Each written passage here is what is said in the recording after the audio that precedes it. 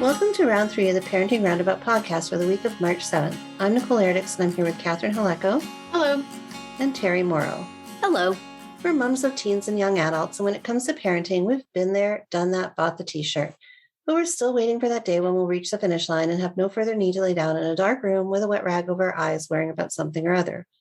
Wednesday's complaint day here on Parenting Roundabout, and today we are complaining about things or objects or people, I guess things and objects are the same, that we want to warn our children about. So what kind of label or warning label? Well, first, I guess we'd have to figure out what it is that we want to warn our children about and what the warning label would say. And this all comes from an article that I saw that was talking about how warning labels are going to be put on soda to cut consumption of soda. So yeah, good luck with that. They actually did that in Canada with the cigarette packages. And did they did that like people to smoke less? Yeah, like 20 years ago they started doing it. They would put images of smokers' lungs on the cigarette package, and it did deter some. I think they might have done that here too. Mm-hmm. Yeah. So anyway, outside of cigarettes. This isn't a health-related one so much, but I would like to be able to slap a warning label on my husband for my daughter's benefit that says, don't do that thing that you know is going to annoy him. Just contents are explosive. Don't say that thing that you want to say. Yeah. But would she read it? Would she obey? Right. Probably not. Yeah, it's a tricky one. Yes. You know, like you want one to pop up on the phone that says like, you know, you're now at 8 hours of screen time for the day. Like, right. And just block it. Yeah. But it would be nice if it were like something that wasn't coming from you, you know, if it was coming from a third party. Well, you know, because like objectively my kids know that like using your phone after close to bedtime, you know, makes it harder for you to sleep, that kind of stuff. But you know, do they apply that information?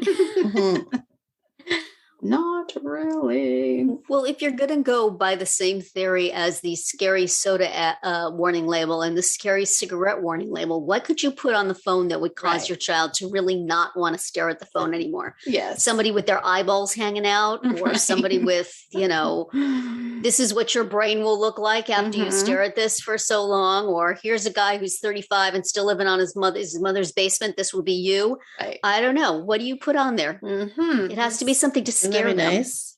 You know? Yeah. To make them like drop the phone and say, no, I don't want that. I don't want that. I use a flip phone. It's okay. Right. I'm not sure there's anything scary enough, but. Yeah, I can think of one. Yeah. To warn of the unsuitable suitor. Oh. Yeah. He's not the right boy for you, honey, is what Not the label the right will say. boy. You just slap it on his back. Hi, nice to meet you. Not the right boy. Yeah. No. And then like just the sort of the script of a country song to show you what's going to happen. Right. What about just like a snapshot of his bank account? A screenshot of his Tinder profile. Tinder. Yeah. There are so many ways. If you could just put all those warning signs about a bad beau in visual form, they could easily. Yeah. Or is there a way that you could do that for other kinds of friends too? You know, like warning, this is a toxic person. Yes. Right. I was just thinking, Catherine, like, you know, you could just slap a warning label on any pair of girls that that, you know, you might potentially want to be friends with, because you know that groups of 3 never work out. Warning, So- mean girls. Yeah. Exactly. That would You be can a good just one. have them like, sort of like a filter or something that their clothes turn pink and they say, Yes. Yeah. on Wednesdays we wear pink. Just to get that message across. Mhm. Yeah. Well, I know texting while driving is a big thing. There Mm. should be some warning label you could put. I don't Well, know, it's maybe just on a the picture steering of a- wheel with a picture of a horrible car Mhm. crash. Right, exactly. Mhm. She was texting. Mm, Yeah. But everybody knows that and they still text. yeah. Hmm. I don't know. I would say that a lot of younger kids are actually better about it, Yeah. Well, that's good. I think. Hope. It is hard. Oh yeah. And Maybe I mean that it's little hard as like a right, exactly. It's hard to make sure you're setting that example all the time. So what we Mhm. need is a warning label that will stick to your phone and completely wrap around it, making it useless while you're driving. Mhm. Here, honey, let me see your phone before you go. Right. Then they couldn't take our calls either. That would be no good. Yeah. Just like maybe a little. We need like a little phone safe that you could make them drop it in before they leave, and then you give them the code to unlock it when they get where they're going. Mhm. The chastity belt for a phone. For a phone. An electronic chastity belt. I Make mean, sure they you do don't have see those anything. phone safe things for like concerts and special events, don't they, Nicole? Have you experienced that? Well, no, because my son had his phone stolen at a concert recently. So Oh, no. nobody in my family or I knew about that. Yeah, I've heard So- that it's like a special like locking bag that so you hold the phone, Mhm. but you can't access it. So, Oh. and then afterwards they take it out for you. I don't know exactly. But I don't know. I mean, everybody wants to take photos at concerts. So Yeah, well, would that maybe they even want work? people not to. Right. Yeah, I it's something to do with that, and yeah, I don't know. You know, people recording the concert and then I don't know. And also spending their whole time filming something rather than actually being there. Just remember those Experiencing good it. old fashioned days when you just went to a concert and I don't know, just listened to the Just concert and just listen. watched it and thought to yourself, Mhm. this is a once in a lifetime experience that only the people in this arena can have. Yep. Those were the days. Mhm. Yeah. Warning label on that. Your ears will never be the same. Mhm. Go to the Bruce Springsteen concert with the 2-story amps at the front. Here's a What? picture of the inside of your ear canal. That's right. What it will look like later. Yeah. Well, Yeah. it was worth it. Yeah. But certainly snack foods. Mhm. Oh Well, yeah. no, we can't do Pizza. that though, right? Because we're not supposed to fat shame. So you couldn't put a picture of. That's No. what the soda warning label is doing, isn't Is it? We'll see. Are they? Yeah. I mean, I think that they should. I think that it's apropos.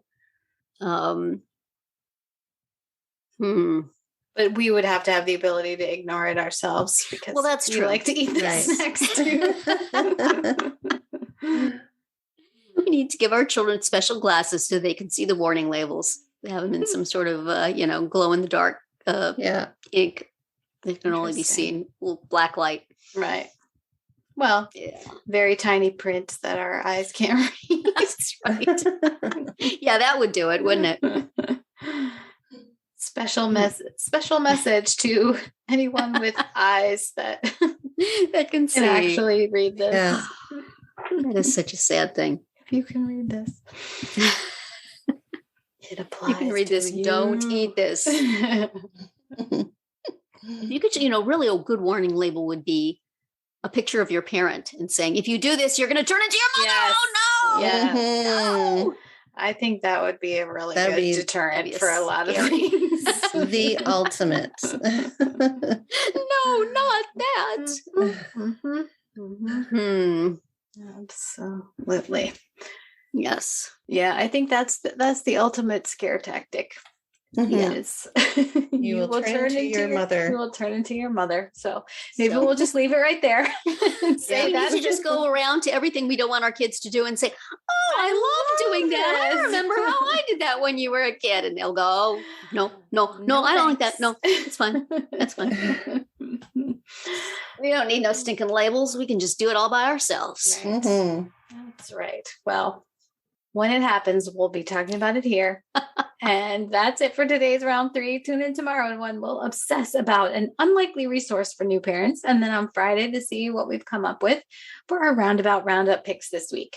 Find all our episodes at parentingroundabout.com and talk back in the comments there on our Facebook page or on Twitter, where you'll find us at Roundabout Chat.